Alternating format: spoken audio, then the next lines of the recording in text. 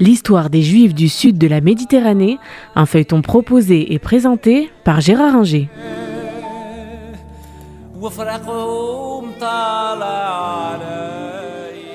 Bonjour.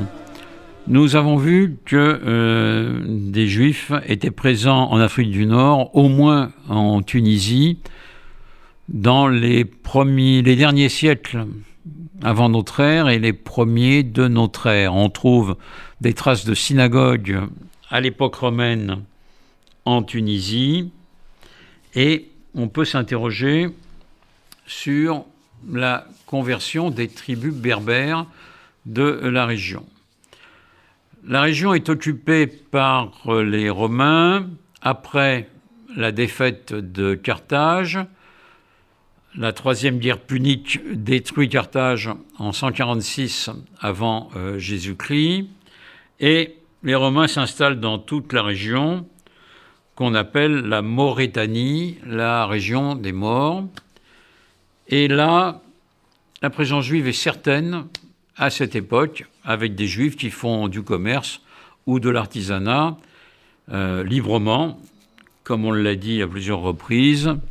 La religion juive est une religion permise et si les Romains répriment toutes les velléités d'indépendance de la Judée, avec la destruction du temple en 70 après Jésus-Christ et la révolte de Bar Korba en 135 après Jésus-Christ, ils ne s'en prennent pas aux Juifs en tant que communauté installée dans l'Empire, pas plus en Afrique du Nord qu'ailleurs.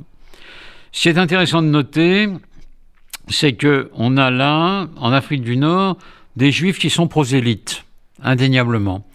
Parce qu'on voit des tribus berbères, dans ce qui deviendra les trois pays d'Afrique du Nord, Tunisie, Algérie, Maroc, qui se convertissent au judaïsme. Indéniablement, des tribus entières ou des parties de tribus se convertissent au judaïsme.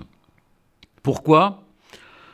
Parce que, comme dans l'Empire romain en général, il y avait une aspiration au monothéisme, alors ça se traduisait pour certains par le culte d'Isis, pour d'autres par le culte de Mitra, un culte perse, et pour certains par le culte juif.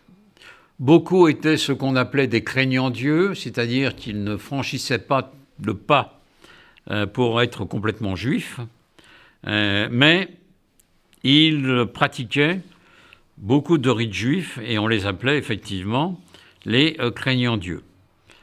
Alors, ces tribus se convertissent soit totalement, soit partiellement, comme je l'ai dit, et vont grossir largement le flot et la place des Juifs en Afrique du Nord. Comme je l'ai dit, on trouve des traces de synagogues en Tunisie, du côté de Hamamlif aujourd'hui. On trouve des traces de présence juive au Maroc, dans la capitale romaine de la Maurétanie, Volubilis, qui est une ville du centre du Maroc, qui n'est aujourd'hui qu'une ville en ruine, où il y a de très belles ruines, et où on a dénoté clairement une présence juive. Alors, les Juifs vont vivre comme en Égypte, tranquillement, en Afrique du Nord, sous l'occupation romaine, jusqu'à l'accession au pouvoir de Constantin, qui va changer la donne, puisqu'il va se convertir au christianisme, et que cela va peser sur la situation des Juifs d'Afrique du Nord.